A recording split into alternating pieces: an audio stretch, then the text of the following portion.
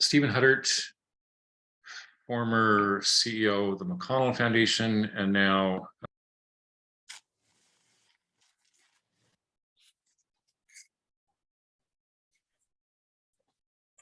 we lost him. I'm sure. Talk about leaving on a suspenseful note. Yeah, I'm What is he sure. now? I'm sure he's coming back. I'm sure. I think he doesn't. I think he didn't agree to the recording.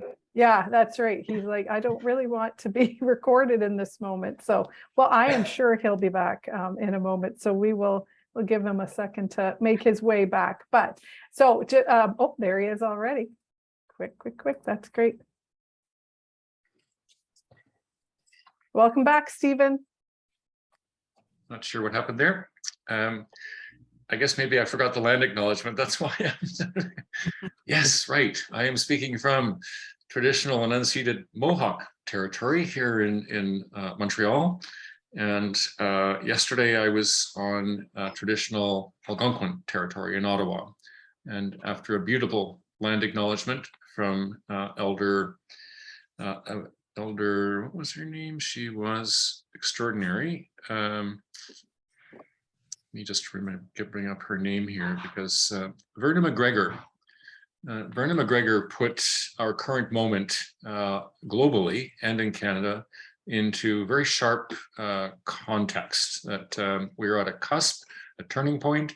And as she reminded us, it is to an extent perhaps that we don't always appreciate, a matter of learning to live on this planet together in ways that Indigenous people managed for millennia. That is part of the key to our future.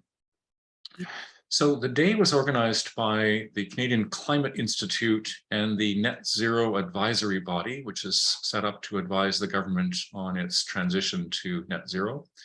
And I was there as a board member of the Transition Accelerator, which works on the large scale energy manufacturing shifts that have to take place if we're going to reach net zero targets by, in this case, we were looking at 2030. Are we on track? And what's it look like to get to 2050 to net zero?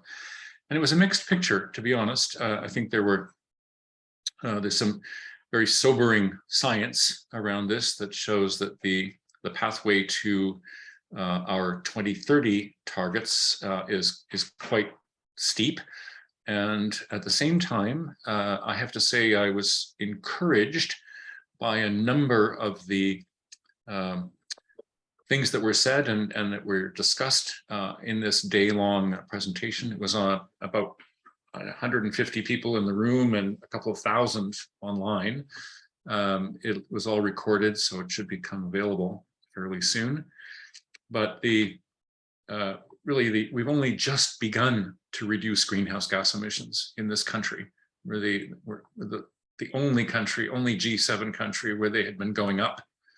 All the others have reduced theirs in the UK by about 50% since 1995. And we've gone up or down by 2%. It's very, very minimal.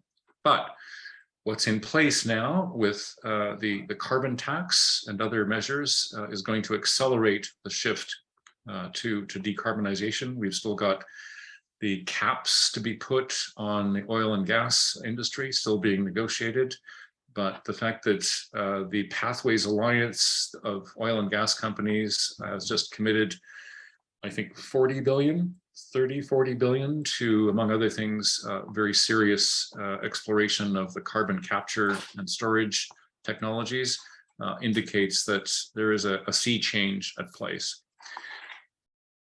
Another example of what I think was a very positive sign at this conference was there was a panel on finance and how we are how the world's financial system is lining up to finance this extraordinary shift. And the panel had 4 members from, they were from RBC, from PNB Paribas, the big French bank, largest bank in Europe, the Sun Life Insurance Company. There were over $2 trillion in investment capital represented on this panel. And they were all women, all 4 of them. and they spoke very compellingly of how much is happening. One of the people was the executive director of the organization founded by Mark Carney and the financial sector at the Glasgow conference, and it's a giant ship, but the efforts to create real change throughout the financial system, not only in terms of its own operations, but in terms of its scope 3 emissions, it was a formidable and impressive set of commitments that were described there.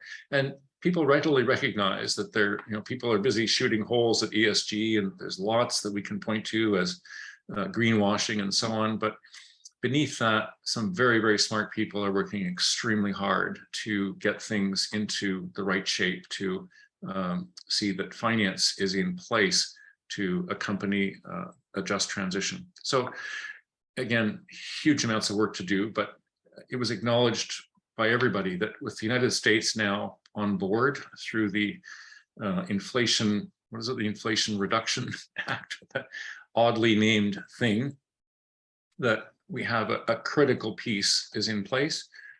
Without it, we really wouldn't have as much of a chance.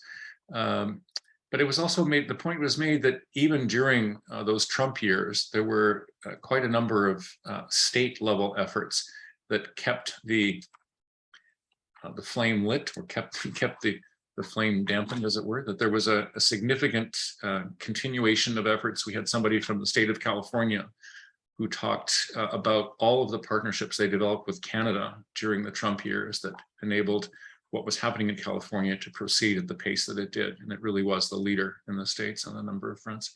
So all in all, a hopeful message, but not without dire warnings attached, that we do have to speed up the rate at which we are transitioning to a zero carbon society. On the electrical side alone, since we're talking about massive electrification, the volume of electricity that has to be brought on stream is formidable. It took us 100 years to create, has to be done again, essentially in the next 10. So the scale is really mind-boggling. There's a long piece on the Globe today about that. Anyway, I'll stop there. There wasn't a lot about the social context for all of this. We're really talking about finance and engineering and climate science most of the day. The Prime Minister was there. He was a surprise or a last-minute addition to the agenda, and did a credible job of responding to the very directed and quite pointed questions from a British journalist who works for Bloomberg. He didn't hold back in saying that really if the Conservatives were in power, we wouldn't have a pollution tax, as he calls it, a carbon tax, and it would be much, much harder to accomplish the goals that we've set ourselves. So anyway, I'll pause there, and thanks again. I'll just pop the name of the Transition Accelerator and a link into that as the organization that is doing some of the heavy lifting on this work around hydrogen, electrification, decarbonizing steel, and so on in Canada. It's a small organization and sort of works not quite below the radar, but certainly doesn't attempt to attract a lot of attention to itself.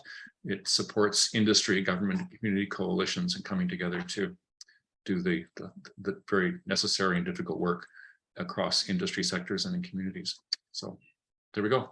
Beautiful. Thank you, Stephen. Any reflections? So I am going to transition us shortly to the, kind of broader discussion of all the sessions that we've been part of and some of the questions that Louise had kind of suggested. But I want to give an opportunity, and I see, Brenda, that you're giving me a wave. So we'll come to you first. How's that? I have a question for Stephen and about whether or not you're seeing we've had some conversations at Catalyst 2030 around the SDGs. And I should have mentioned that I am now just been recently elected as the co-chair of the Canadian chapter of Catalyst 2030. And we've had some conversations, and I heard from people like Louis Klein, who's the Dean of the European School of Governance, and Arthur Wood, who's very involved in the upper echelon of finances internationally. And they both seem to have concluded that there's this growing movement to localize a lot of these challenges. Did you hear that? Have you heard that from that group as well? I didn't hear it yesterday, Brenda, but it's certainly emerging in work that I'm doing. Andrea and I and Tim were in Hamilton last week, and because the steel industry is centered there's a sort of locus of activity in steel, and they're talking about their commitments to net zero by 2050. It creates a whole set of opportunities and constraints and dynamics that are very local in nature, and where it's important to pay attention, I think, to get things moving. And I guess I would maybe just complement what you said by saying that I think some of these things are properly seen as multi-scalar. If they're only done sort of at the high level, they don't land locally. If they're only done locally, they're not influencing larger systems the way that we need them to. And so there's a kind of top down, bottom up, and horizontal scaling that seems to be part of what's needed at our current moment, as well as that. And I'm going back to Darcy Riddell and that paper about scaling up, out, and in. I think there's a lot of soul searching going on among leaders and people in this work these days about how do I show up, and what is it that I'm carrying in my own way of seeing things that perhaps I can let go of, or where I need to learn. And so, yeah, it's an unusual moment. There's no doubt we're in the middle of something massive. So. Great. Thanks, Brenda. Thanks for the question. Mm-hmm. Are you feeling ready if I shift us a wee bit? Or is there anything else on that thread that people are? Okay. So if you check out the notes that Taryn had put in here, actually, I'm just going to put them again, because when people get bounced out, the notes disappear for people, I think. So I'm just going to put them in again. Taryn kindly kind of tried to organize us according to the key, the questions that I'd sent out ahead of time. And I was trying to, this is the size group. I was like, breakout rooms, no breakout rooms, but I'm going to just test keeping us in one large space right now and see how it goes. And then just trust that we'll shift to smaller breakouts if I'm sensing that we need a bit more space in that way. But so today is really to reflect on any of the sessions that you've been at, anything that's kind of showing up for you in this particular work. And to really, just kind of an open sharing opportunity, and trying to connect the dots and figure out where there may be some connections. And I appreciate some of you actually send me messages to let me know how you've been connecting with one another, with ideas, and that's super helpful to understand, how this time of connection is becoming meaningful for you beyond what we even do in this 1 hour together. So yeah, I'll turn our attention to these particular questions and thought that, we can just kind of kick it off. So I'll just put the questions into the chat in case you're wondering what it is that we're going to be chatting about. So we had kind of framed in post-COVID times, what do we think is the role for the intermediaries, and what is a sustainable model? Working on barriers to innovation and community. Do we have resources, talent, and networks? And then somebody had asked a question when Louise was presenting about how to capture evaluation metrics. So I'm just going to open it up to what's showing up for people? What are the big questions that you might have? Let's see. Oh, somebody's Nishan, but when you say could have been a WellO during the session, tell me what that means. I know WellO is just this peculiar app that links in with Zoom, and it creates like an 8-bit meta space, I guess. So you have your breakout rooms and stuff, and you control your little figure, and you can bounce around between people's conversations and things, right? So it just makes Zoom a bit more dynamic rather than relying on the very dry breakout rooms and whatnot. Yeah, cool. Okay, thank you. I haven't been part of that before. So yeah, who might want to kick us off with a thought? And Louise, I might, if there's any other framing that you want to give to those particular questions. Yeah, no, I don't really have framing, but I have a related piece to it, and I hope it links a little bit to what Stephen was saying. So we've just had Hurricane Fiona go through the Maritimes, and for Inspiring Communities, it particularly affected our Northside Rising group. And understandably, everything was around crisis response, so there wasn't actual work going on.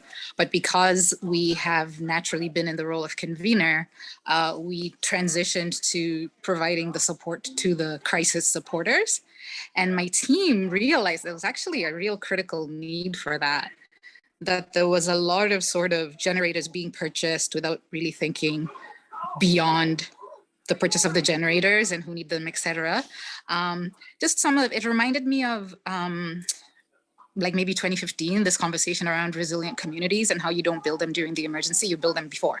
So anyway, so it's really causing the team to lean in deeper into, first of all, how they strengthen the relationships between people so people can call each other for help when they need it, because there were some people who the response never got to. But based on what you're saying, Stephen, I'm wondering, like for me, it's quite fascinating that that day that you attended had scientists, engineers, and financial people, but not the other sectors. And I'm curious from our experience from Hurricane Fiona, how we definitely had, the military came in, it was emergency, food, hospital, Nova Scotia Power put up power poles again. I'm just curious about how the response to climate crises can be part of shifting how we're moving in terms of energy and fuel and carbon, because we also have really tough winters where everyone is just anticipating this is going to happen again. But even in terms of rebuilding, we're not hearing building with green materials, putting up solar, etc. It's literally redoing everything exactly what it was before the poles fell down. So I'm just, and I would say that from like the specific tangible example, and then just take that into every other context that I'm talking about. Right. So I'm just curious about the role for intermediaries to really inject this catalytic, what can we all do different, folks? Mm-hmm, and that's generally not just for you, Stephen, but maybe you can start and then we can pass it around the room. Yeah, thanks. It's a great question, because I think part of the nature of this moment that we're in is that we have to be doing several things at the same time. So a number of people did speak to adaptation and mitigation, the need for work on both of those fronts. And I think there was also attention was referred to a number of times as between, on the one hand, people who are insisting that every remaining drop of carbon, oil, gas, whatever, remain in the ground, and others who are at the other extreme saying, no, we just need to keep going as we have been, and things will technology will take care of us.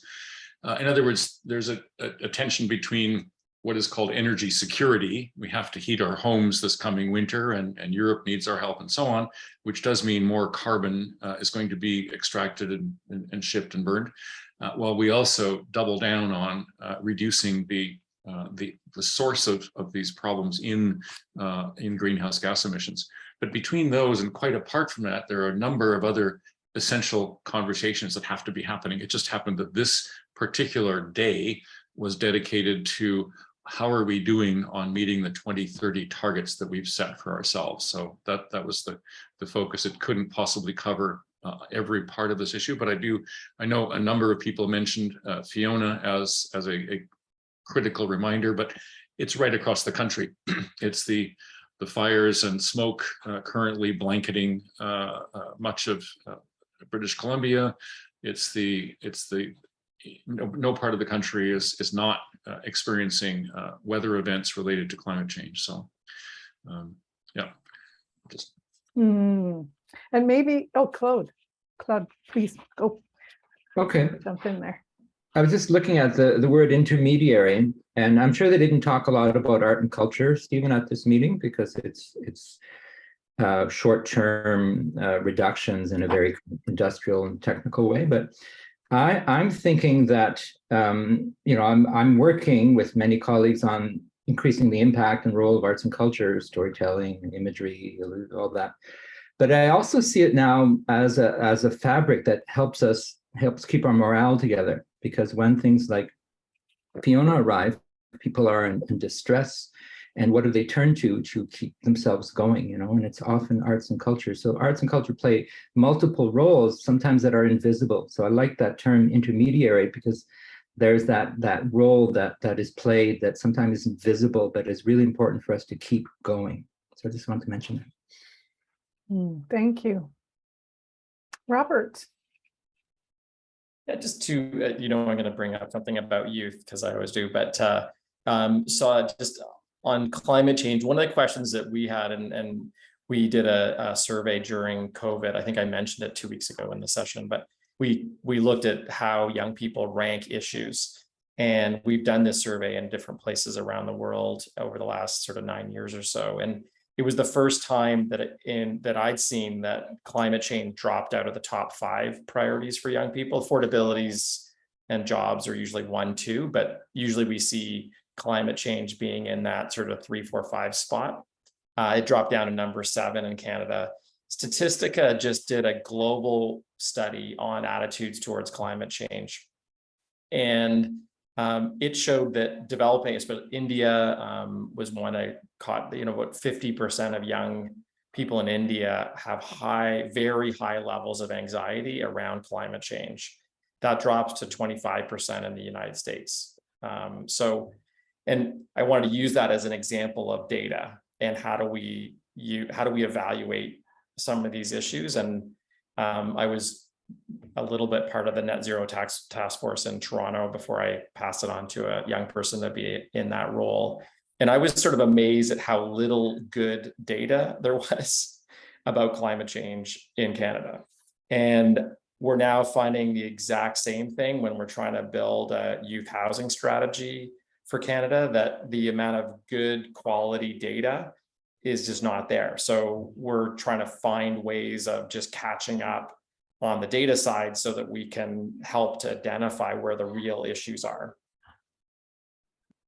Thanks, Robert. Andrea. Thanks. And if anybody has access to good data, Robert would like to know about it. Yeah, well, this is where I think as intermediaries, we almost need to connect with other enablers and intermediaries more, right? We've got the best post-secondary school system, an incredible system of universities. And how can we connect with them and other unusual suspects to get this kind of data and create sort of the changes? When you were talking about the climate stuff, I had a conversation with a woman who was doing the impact strategy for a mutual, like an insurance mutual. Insurance companies have data.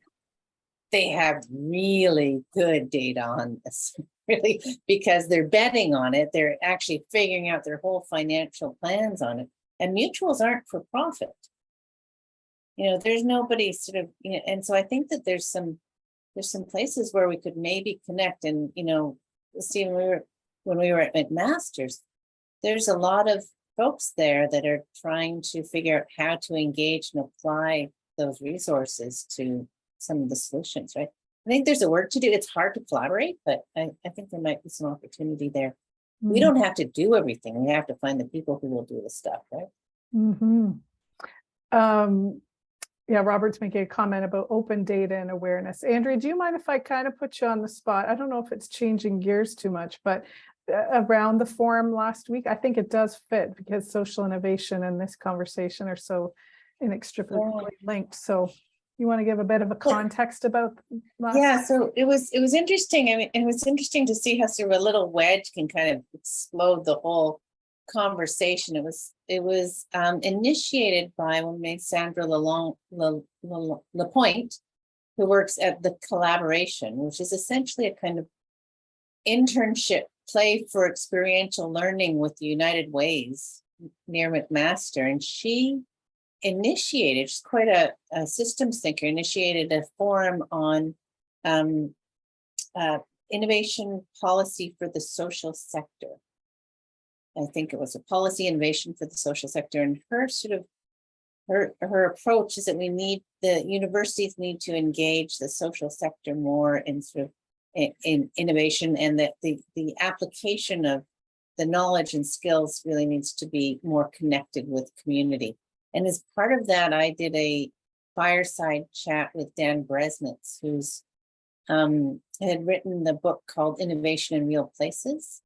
So I think she was trying to influence the SSHRCs and all of the big research dollars to be able to change their policies so that they can be more collaborative and the students can actually engage more with the social sector, and also to see the social sciences as more valid for funding rather than sort of just the STEM. And so that was her kind of strategy. She brought together a lot of people. There's about 130 registrants, and I did a talk with Dan Bresnitz, which I've been sort of really thinking a lot about in terms of innovation and how we position it nationally.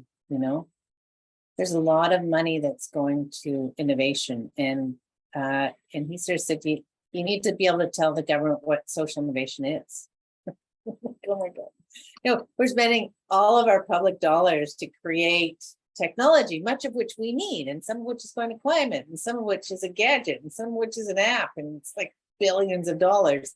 And none of this innovation is going towards what are our most complex challenges. Anyways, I've been reflecting on it. He broke innovation down into the different stages.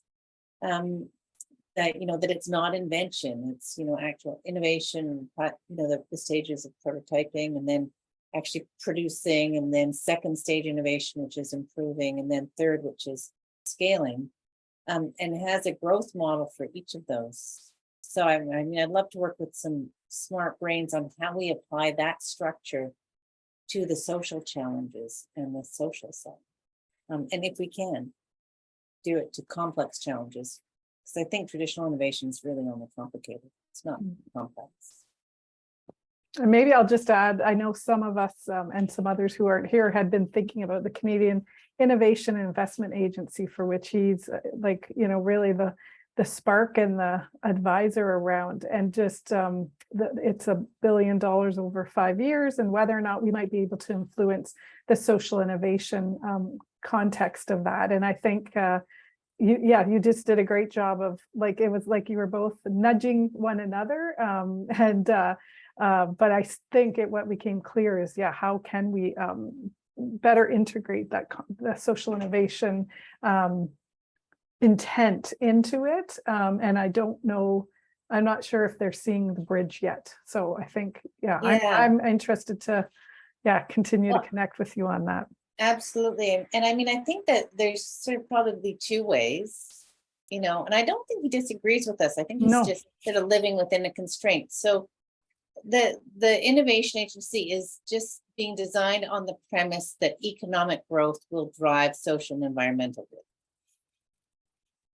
Like that's, and I think that social innovation is just completely the opposite. We don't really necessarily believe that is necessarily true, and that social and environmental innovation will drive economic growth. So we're sort of just, in my opinion, sometimes just exactly the opposite. Same stuff but different sequencing, right? If we can mash them together, then we can probably work together more effectively. Thanks, Andrea. Thomas, and then Shane. I want to just go back a little bit in this conversation to stitch together a couple of thoughts that Louise and Stephen presented. And Louise talked about building resilience between crises, which is bang on, absolutely.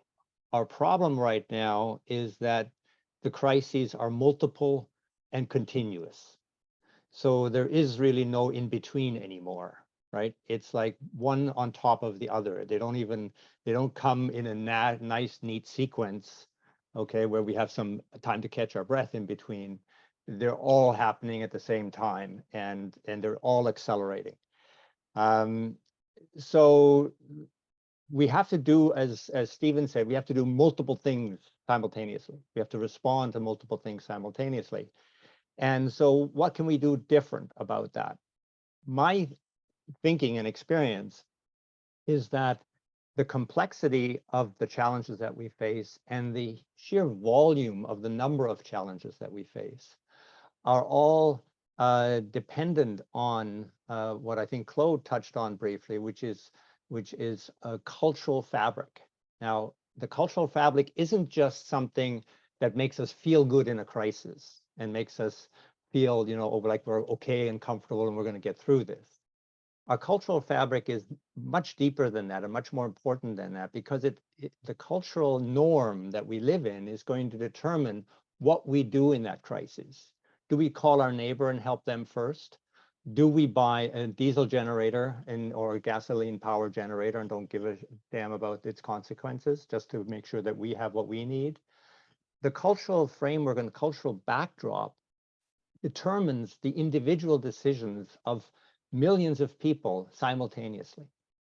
And we don't spend a lot of time nurturing and building that cultural backdrop, that cultural framework that is going to act as a moral compass for the population at large and for the major decision makers that actually we have put into positions of power and authority to help us stay on course and move in the right direction. So we sort of assume that there is a cultural norm that's acceptable, but we don't spend any time actually identifying it, looking at it, evaluating it, and deciding whether it is actually the backdrop, the norm that guides us in the right direction as a society. Thanks, Thomas. Shane, maybe you may or may not be building on what Thomas has shared, but I'll have you kind of share and feel free to add your own comments and additional feedback in the discussion notes. And if you don't feel like sharing out loud, you can put it right in there as well, or react to what you're, have comments there as well. So Shane, over to you. Thanks. And I'll build a little bit on what Thomas was sharing there about world leaders and the time that we're in. We're talking about climate, and there's also world leaders that are talking about nuclear war. The Nord Stream pipeline was blown up a number of weeks ago, and that was the equivalent of 100 million cars driving for 1 year. We have big challenges, and I don't know if it's going to come from academia in the time frame that we're looking for. We have opportunities for social innovation to meet economic innovation. Really looking at the movement beyond social justice into economic justice, and what does a reciprocal economy look like, where it embodies culture, it embodies distributed power, relationality. Elder Jeanette Armstrong here says, how we treat each other is how we treat the land. And right now we treat each other very poorly. And so even with climate, and is that a top-down technocratic control? Or are we moving into relational forms? And how then does capital make that happen, or guide that and advance that? And so, when we talk about sustainable models, we're at a time where in the next decade, 50% of small, medium enterprise businesses are going to transition ownership. This is an opportunity to bring those into community ownership, self-governing models that are based on relational models that are that culture that Thomas is talking about, and create a larger flywheel of economic flow back into the social sector and create a self-generating. Because right now what we're finding as barriers to innovation and community is we're funding research and initiatives, and this doesn't seem really right. And we're having conversations with local philanthropists, and they're saying, where's the national funding for this? we would come to the table if we saw the national movement. And we're not seeing that. And we've attracted top talent, people with 25 years of corporate experience that are architecting frameworks, and they're volunteering because this is a pivotal time. And it's really this opportunity to move beyond sense making, which is super important, and continued into what does a just transition, what is a sustainable economy, what is an economy of reciprocity. And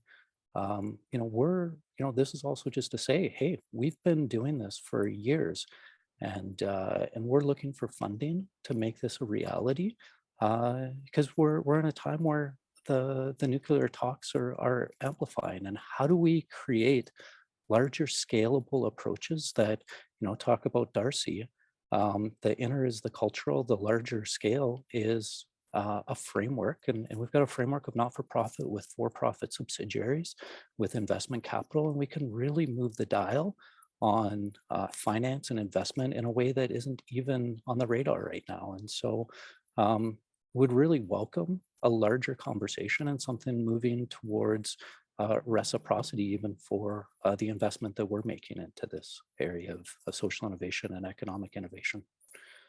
And so, yeah, I'm really curious how we move forward in this really pivotal, meaningful time. So I think, yeah, you're hearing, I guess, an invitation for a deeper conversation, maybe inside or outside of this this particular group. And so lots of people it seemed to be resonating with. I see, John, you're up. I'm going to dare to be a little contrarian if I can. Some people kind of know me for pushing some ideas that are a little bit different. And I don't mean to be a lightning rod. I guess I'm worried that cultural shifts aren't enough, and wishing for better worlds and inclusion and diversity and all these things is not really a strategy. And I think our sector is very good at discussing and highlighting the many problems that we face, but I'm really worried about the how. How are we going to address these things? I think back, I'm old enough to know and so go through the whole Rodney King problems in the United States, and we wished from that would never happen again. But then George Floyd just showed us that the exact same thing repeats itself. And people are saying, well, it could be different this time. And yes, I wish it to be different, and I hope it to be different. I look at the Iranian women protesting, and people say that this time it's different. But all the progress that the Afghan women made was undone very quickly. So I'm not convinced that defining and trying to host and juggle a transition through cultural shifts and following the heart will win, because I just don't and have not really seen a lot of proof that that's the way to go. Instead, the advice I've gotten from efficient past people in politics, Paul Martin in particular, said to me that it doesn't make a lot of sense to follow ideological change. It's not how Ottawa works. And that the future is a system of small incremental policy changes that add up to taking us onto a path to a better place. And so I wonder, what is it? What are the small, very pragmatic, doable policy shifts that we want that will get us just incremental steps forward? We don't need to answer the idealistic questions. There is no singular answer to the future of philanthropy or the future of transition or what the ideal society is. And we can't wait to try to answer that. We just need to start taking small incremental policy shifts for how elected officials work. That's how they work in terms of small little policy changes. So for example, and I'm just picking these things out of the air, and I'm kind of not smart enough, so maybe I'm smart enough to be dangerous, but that's about it. If we truly want to solve gender problems, we need to put that into law. We need a policy that says, I don't know, 30 or 40% of all publicly traded companies must have women. Sorry, the boards of publicly traded companies must comprise at least 30 or 40% women. something like that. Just you address it systemically very quickly with a swipe of one pen and one policy. To wish for it, to me, is kind of an empty strategy. So that's my challenge. I really worry, just for all the problems we face today, that a lot of discussion needs to change into the pragmatic how. What small little incremental steps do the people supporting climate want, supporting gender equality want, supporting inclusion and representation of marginalized communities want? And let's get on with the policies. Very specific, doable things for which make good politics. If it doesn't make for good politics, it won't happen, which is another pragmatic piece of advice I got. So, I mean, that's just kind of my contrarian view to all this. We need to focus on the how and be pragmatic and less academic, less theoretical, less idealistic. And I don't know, I should shut up at this point. Thanks, John. Well, we don't mind when people nudge. That's the whole, that's the idea. And people may nudge back, and that's totally cool. So Thomas and then Andrea. And I'll just flag because I don't want to cut anybody off. It's 4:57. I know Taryn has to scoot at 5 for an awesome event she's going to tonight. So I'll keep capturing from there. And if people can stay past the hour, that's great. But if you have to hop off, thank you you never know when you show up to these sense-making reflection sessions where it's going to go. So appreciate that everybody has been, just kind of open to it, to flowing to those places, and you just firming up that Propel Impact will be sharing at one of our future sessions. So that used to be Social Innovation Academy and National Social Value Fund, and they've recently unified and now are Propel Impact. So excited for Sherilyn to be sharing with us, and others that are in the hopper. So I'll share a bit more of that in a moment. So Thomas and then Andrea. Yeah, John, thanks for being a contrarian. Gives me an opportunity to push back a little bit more. The idea that we can belittle culture into just simply wishing has gotten me to respond right away. It's and then the concept that we need to focus on small incremental steps. I've seen us focus on small incremental steps since the 1970s, for the last 50 years.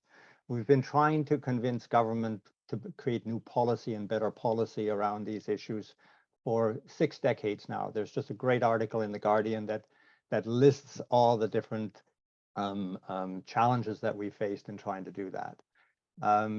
We've been using that approach ever since the climate crisis was first identified.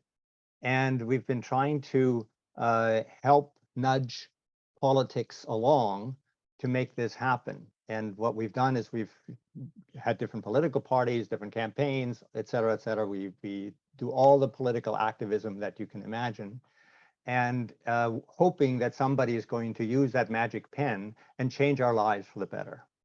And then somebody else gets elected, like in Sweden. Can you believe it? We have an alt-right government in Sweden now. Right, in different parts of the world, England just went conservative, right, in a stronger way than before. And what's happening is that the fascism is actually gaining ground, right, and it's doing it within a cultural framework that we're letting happen. And so the idea of that we can just continue the small incremental step approach that we've been doing for the last 6 decades, which has, as it's been documented or stated earlier here today, has had Canada's carbon emissions rising until just very recently. I think it was Stephen that pointed that out, till extremely recently, right? Doesn't make any sense. They doing the same thing over and over again and expecting different results isn't a good sign, right? And we need to take a look at why have we been fighting this battle for my entire life, and I'm 65, and still protesting, still pushing, still developing ideas, still gathering data, still trying to do exactly the same thing that we did in the 70s and the 80s and the 90s. in hundreds and hundreds of meetings that I've attended, right? What is the obstacle that is preventing us from actually doing this? Why haven't we already done this? We were warned about the climate science 50 years ago. Why have we not already solved it? Right? That's the question. And we seem to be continuing the same old cycle of churning our organizations through this thing, thinking that we're making some progress, and then suggesting that, well, we have to be careful, we have to be slow, we have to be consider the political implications, we have to help politicians, give them safe space so that they can make the right decisions. Something's got to change.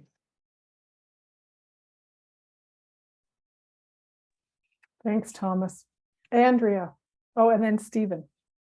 Yeah, I remember when I first, thank you for that.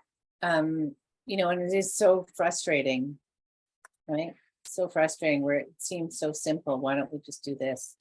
I remember my first conference when I was working in Spirit, and there was this woman who said, you know, whenever you have to realize that people understand things differently. There's people who have to hear the big story, the big picture, why they're doing things. There's people who have to, we're going to ask you about the return on investment. There's other people who have to find out, how are you going to do that? And lastly, there's the people who need to feel why it matters, they need to feel it, right? They need to hear the stories and personalize it. And so I think that all of this is valid, right? The incremental change actually right now, whatever we can change, if you can, I think, need to center equity before you ask for changes, right? Like you do need to make sure you're not making things worse for some, you know, you're not making things better for some at the expense of the few, and try to understand the potential and intended consequences. We need to keep doing that. And culture shift, you're never going to have everyone agree. But that's what culture is. I mean, I was in a culture jammer for 30 years. You know, you change a few opinions and a few shifts, and I just want to say that yes, it's dire right now, and the work that's been done to date has made a difference. I just came off a panel where I was sitting with a woman who represents 12 pension plans that hold a total amount of dollars is $10 trillion that they can oversee. And they're getting together, trying to figure out how to address climate change, how to leverage the assets of their pensions to not destroy this earth and leave a place for their kids. They're trying to figure out how to make sure their investments aren't pushing people into poverty and making things worse. And so I just want to say it is working, right? Like it does feel really, really bad right now. There's a forum, a sustainability finance forum on the Hill that has all parties and the Prime Minister are going to show up to figure out how they can help leverage this money. So, you know, yeah, it would be nice if everyone was woke, but there's some things that we're not even, you know, like, you know, yeah, that's all. I just don't want, you know, don't get too discouraged. Don't let the good be the enemy, the perfect be the enemy of the good. Thanks, Andrea. Stephen. Yeah, I think my comments are in a similar vein. There's a new graphic from the Rockefeller Foundation that maybe we can track down and put in the minutes, but it talks about what systems change looks like. And first of all, it takes multiple constituencies. That's what we were hearing in Hamilton last week, is like the universities with their R&D capacity need to be at the service of transformational change and incremental change and greater and more you know, generative and social engagement. Then there's the finance side of things. Funding needs to flow in different ways into our broken systems and into the prototyping and scaling up of the systems that we need to replace them. There is a cultural dimension to all of this, because our assumptions about how we relate to each other and to the planet and to other people who are different and so on are all culturally informed and form part of the fabric of our society. And that is also changing. So in a sense, I think if we step back and look at where real change is happening, that I think gets it, and where it isn't, and where we need more of it, and why it isn't, then I think we get into a different kind of mindset, a different kind of spiritual, cultural orientation around what do I need to do now? With whom should I be aligning? Who needs to hear from me? How do I work more effectively with those people who I wish were different but are not yet? And how do we then, create a society that is, going back to Fiona, that is able to respond in this moment to the crisis, but has reserved some capacity, some space for those very necessary conversations about let's get ready for the next one, and let's do that so that we're not overwhelmed or at all, fighting each other when we should be sharing a kind of common, or building a common agenda here. And I want to just go back to the transition accelerator for a moment, because when we set that thing up, we said, nobody is working on the really big stuff in this country. We have environmentalists fighting oil companies, and it's like this constant scrap. The oil companies are going, you don't understand business, blah, blah, blah, blah, and this is our economy. And it just, we weren't getting anywhere. And we had to find a different frame with which to engage the companies and communities in light of the science, with governments at the table, and it's working. The hydrogen economy, while not perfect, is growing quickly. Germany is ready to buy our hydrogen. We're going to be able to produce it.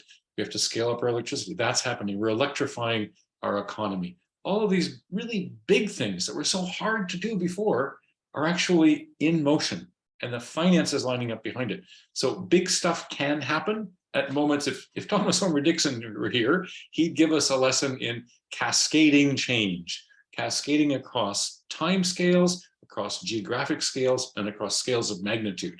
That's the nature of our moment. And so sometimes those very small incremental changes are all that it takes to initiate a generative cascade of action on a series of fronts. So it is important, as you're saying, Andrea, to kind of keep faith.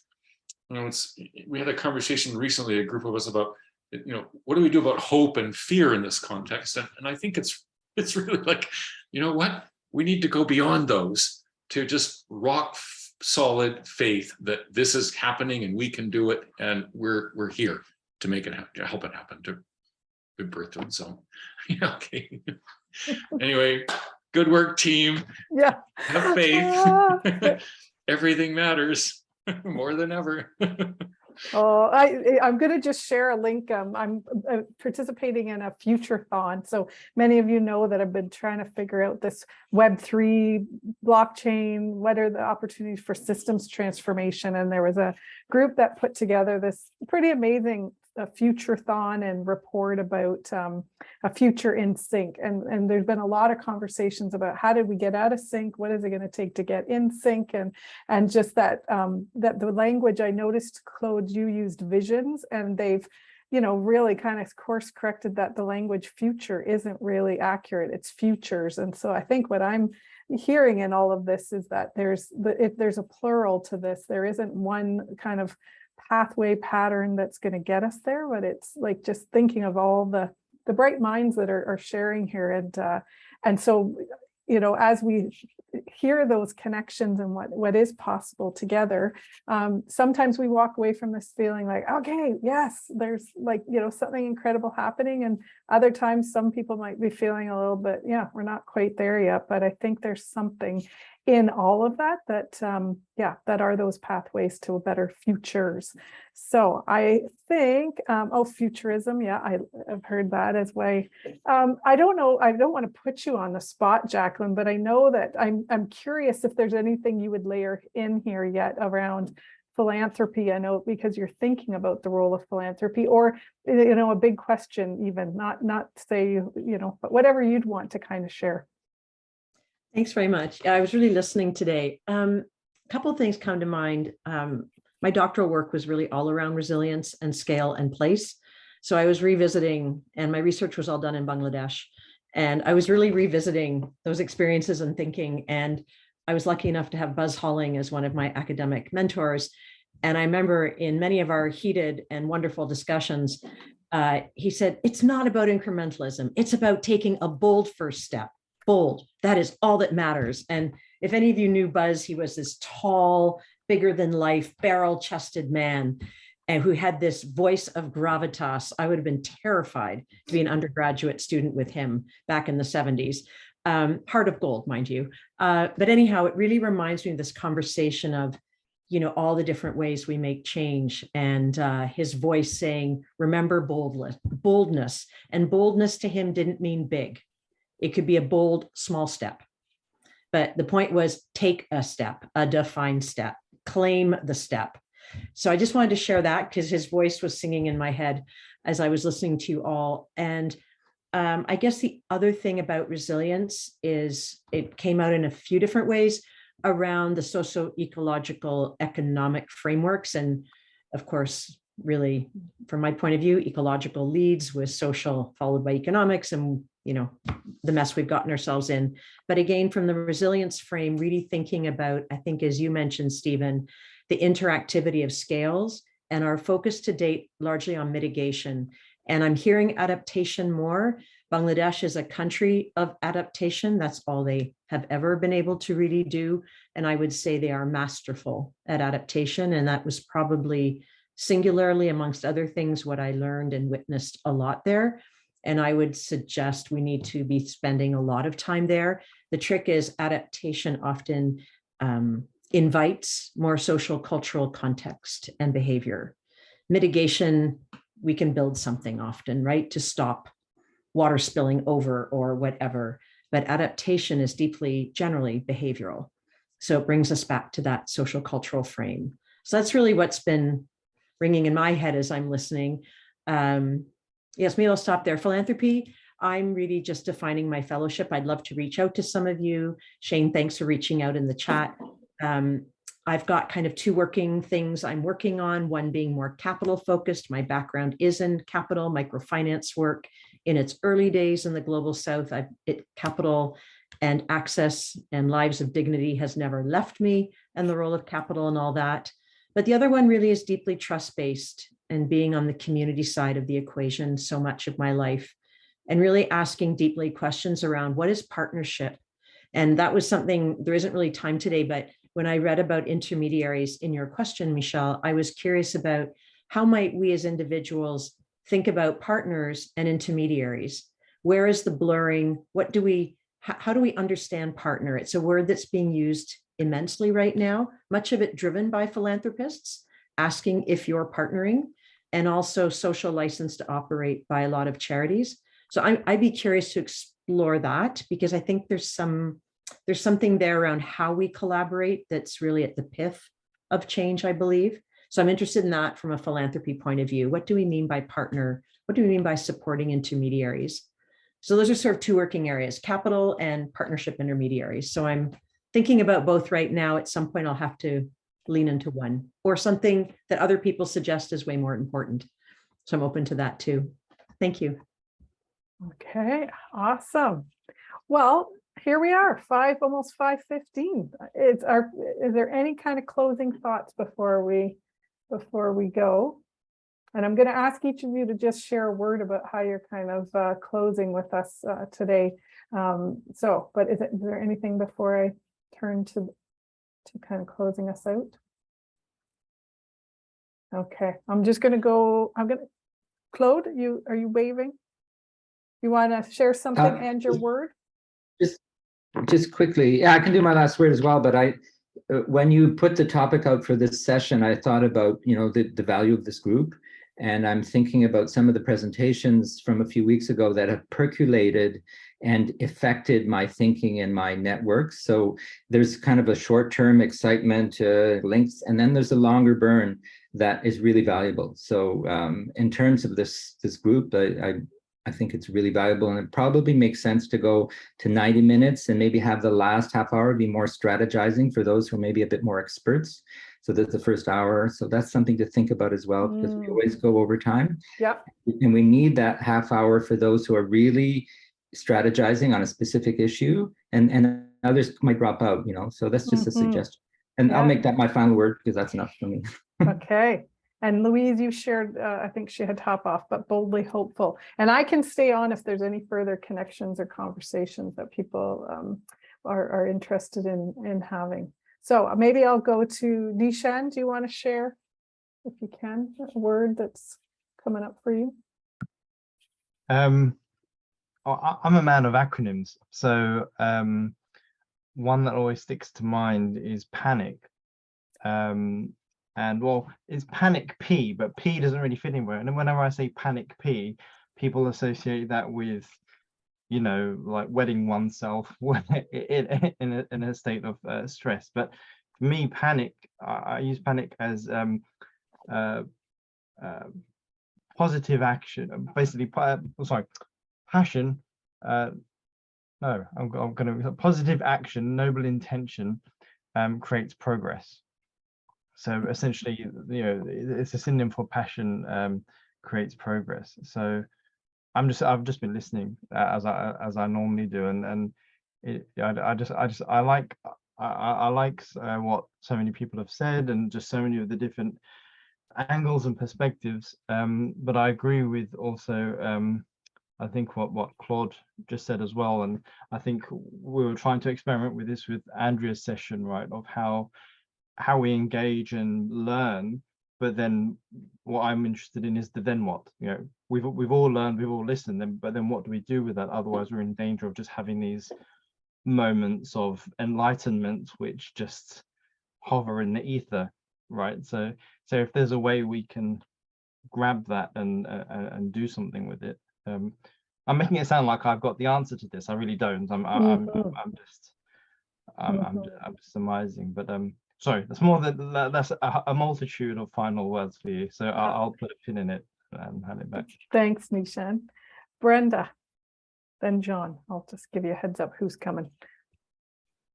Do you still want one word? Well, you know, whatever works. If people have to hop off, they will just do that. Well, I think what you reaffirmed for me is that the Catalyst Canadian chapter, the initiative that we're working on is a pilot project of 10 communities where we will work with them to ensure more systems thinking and strategic foresight and collaboration. And I think that's where we need to go, because I think we can learn from how they work together across sectors, engage citizens, use the SDGs as a framework for determining priorities. So thank you. Thanks, Brenda. Yeah. John, and then Shane. I think just a summary, I think Nishan said it quite well, and that is from enlightenment, how do we move to action? Otherwise it just lives in the ether. And I guess that's what I was trying to say. He just said it more eloquently than I did, that we need to focus in on taking the enlightenment into action. And in my view, pragmatic political ecosystem policy makers for which our elected officials will get behind. And if we don't bring it down to that level, then I'm not sure what level we are going to achieve any change. Shane, and then Jacqueline. I'll echo that after 6 years of talking, really looking for those action-oriented people that can build transformative systems in ecological landscapes that are self-governing, self-organizing, and self-financing. And so looking forward to how we move into action. I'll pass it on. Jacqueline, and then Andrea. Thank you. I would actually connect to the word creativity here in action. And just a quick story with our students. They were divided into 4 groups of 4, well, 5, whatever. And they each had $2,500. And in 6 weeks, they had to figure out how to give it away. That was their only rule. Didn't have to be a charity. It had to be a nonprofit. That's it. And you wouldn't believe what the groups came back with no borders, no boundaries. And the way they presented their work, it was revelatory. It was really, so it's a reminder of the intergenerational nature of this work and the idea of guidelines, not rules. I mean, obviously there are some rules we have by which we live, but really thinking about the creativity side in action. So thank you. Thank you. Okay, Andrea and then Thomas. I'm going to take Stephen's word from last week, which is cascade, or maybe it's Thomas Homer-Dixon's word. It's just what's keeping me inspired, is this vision of everybody who's been doing all this work and something's going to just cascade. So that's my word for it. Thanks, Andrea. Thomas and then Stephen. My last word is just I don't want to leave the impression that I've lost hope in any way. I get a little passionate periodically, and you've experienced a little of that today. But the reality is that we're all here because we are hopeful, and the hope, as Tad says, has to be more than this hopey-feely sort of thing. It has to have a realness to it, and to me, it's very clear that all action is incremental. Every action is a personal action, a personal decision, right? What I think I'm focused on now at this late stage in my action career, activist career, is that it has to be within a context. And what I have found all too often, that the context is not clear. The context that a group of people are taking action in is not clear, is not well defined, is not well understood by all the members participating in a group effort. And that is what tends to slow things down, I believe. Anyway, so I thank you again, Michelle, for the wonderful work you're doing to keeping us stitched together. And I attend when I can, and look forward to more of this in the future. Thanks, Thomas. Stephen. Thank you. And thanks to everyone. This has been a really, today has restored my faith in the value of this grouping and these conversations. And I really, really do appreciate the work everyone here is doing. I'm thinking of a conversation that David Wallace Wells had in an interview that I heard a while ago. He's one of those who writes about how little time we have left before the climate crisis overtakes us. And what he said was, we don't have time for a revolution, that we, short of that, have to find ways to work together really quickly and effectively to bring about the changes that we collectively and individually need. And so I know, and I'm thinking about some very frustrated and angry young people I know who just say, let's have the revolution. And it's like, well, we have to, as Claude has put in here, we need to buy the time. We've bought the time. We're paying for this time. Let's use it well. But I think that means that individually and collectively, we need to kind of step up and take those courageous steps that we need to overcome what's holding us back now in order to unleash cascading change. Thanks, Andrea, for that quote. Great. Okay. Thank you again.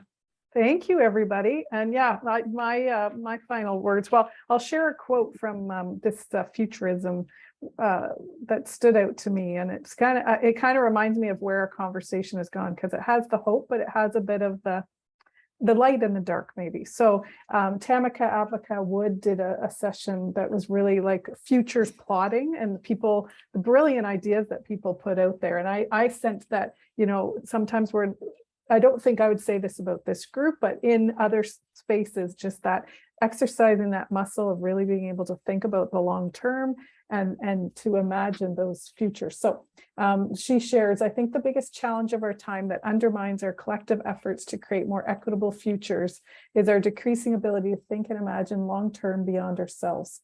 I think the stories we tell ourselves or have been told inaccurately about our past, our land, histories, and people are haunting our present and our abilities to think about our futures. And so I think there's hope in there, but there's also just like kind of rooting it in those realities. And I look forward, I think because the group changes all the time, the opportunity to talk about action, I find a little tricky. So if anybody has any suggestions on how we might be able to do that, we do have some people lined up for some of these future, conversations, and always happy to hear some ideas on format and how we might be able to do that, and wish you all a good evening. And I'm going to stay on, or I guess it's different time zones. So wherever you are, a good rest of your day. Thank you all. À la prochaine. And I always like to hit not record.